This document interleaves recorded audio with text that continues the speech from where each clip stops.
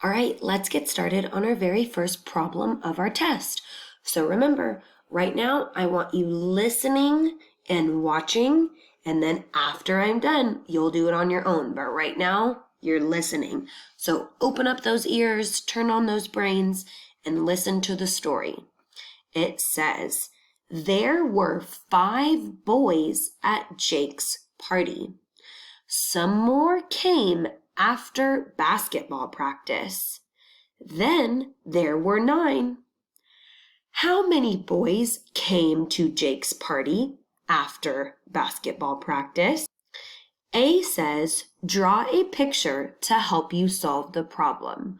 So again, the story is telling us that there were 5 boys at Jake's party. Some more came after basketball practice. Then there were 9. How many boys came to Jake's party after basketball practice? So here on this slide, you're going to draw a picture to help me solve the problem. Remember, we know that there were 5 at the party. Some more came. We don't know how many more came, but we do know that then there were 9 people. We've got to figure out how many more people came to Jake's party after basketball practice to make a total of 9.